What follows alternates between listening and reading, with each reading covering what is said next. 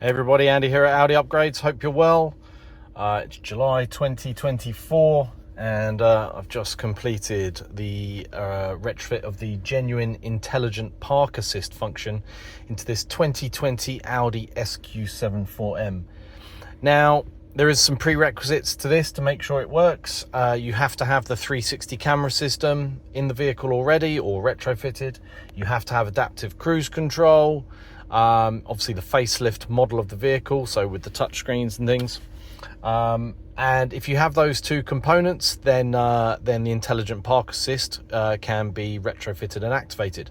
It can require some software updates to the vehicle, so this one had to have a number of software updates done to it to enable the car to have the correct software levels to function the intelligent park assist. Otherwise, after it was fitted and enabled, it would just not work. And then obviously the new button here is fitted, so this is the new button here. So this is normally a blank, so now we've got the park assist button here. So to activate, I'm in a car park here. You can see there's a space there, hopefully if it focuses, and there's a space here, so we've kind of got two spaces to play with. And we're going to use the park assist functionality to park into one of those two spaces. Now, the system works by activating it using this new button here at the top of your touchscreen on the lower console, and then it will hunt for a space either on the left hand side or the right hand side, and it defaults to the left, but if you raise the indicator to the right, it will start looking for spaces on the right hand side. And then when it finds a space, you basically stop the vehicle, keep your foot on the brake, and then hold down this button here with your finger, and then let go of the brake, and the car will do all the steering, it will do all the acceleration and braking and parking all by itself. You're merely holding this button down. If you were to let go of this button, then the intelligent park assist system just stops straight away. If you're to grab the steering wheel and turn it, it will stop the system straight away. And also if you put your foot on the brake, you can see my foot is still on the brake, it will also stop the vehicle, or indeed if you put your foot on the accelerator. So any of those things, and even if you open a door, it will stop.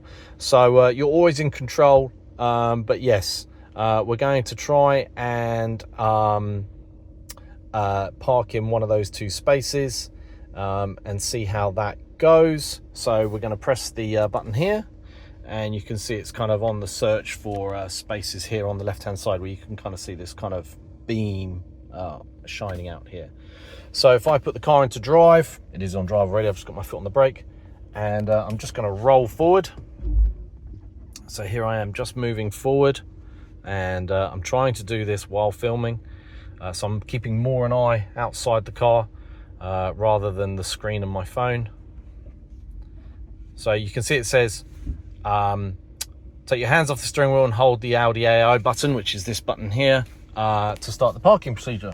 So I am going to do that. So my foot is still on the brake, I'm going to hold this button down, and as soon as I do that, my foot is still on the brake. You can see the light goes green.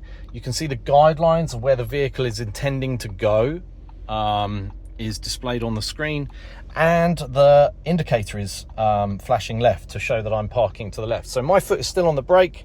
I've still got my finger pushed down. I'm now going to let go of the brake, and now you can see my foot is off the brake and the car is now parking. I'm going to keep my foot just over the brake. It's always good practice. Obviously you should always monitor the area, but you can see the car is effectively doing everything. I'm not spinning that wheel, my hand's holding my camera, and you can see here it's moving forward and backwards and straightening up, and now it's putting it into reverse again. I'll try and move my camera back a little bit so you can see the wheel spinning.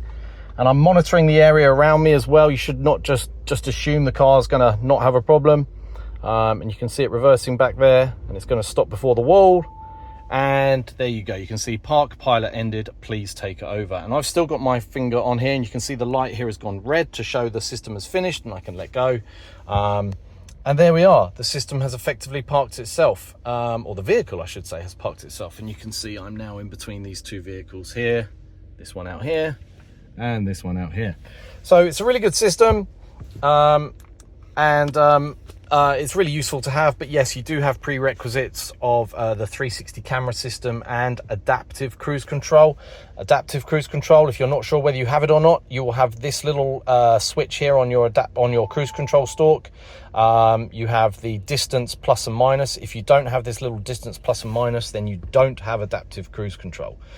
Typically it came the standard on the Vorsprung models of the SQ7 and Q7 facelift, along with 360 cameras and blind spot warning and other things. But yes, those are prerequisites. So if you don't have those, unfortunately, you can't have the park assist functionality. But I hope that was of use and give you a little insight into how the system works. And if you have any questions, please do let me know. Many thanks.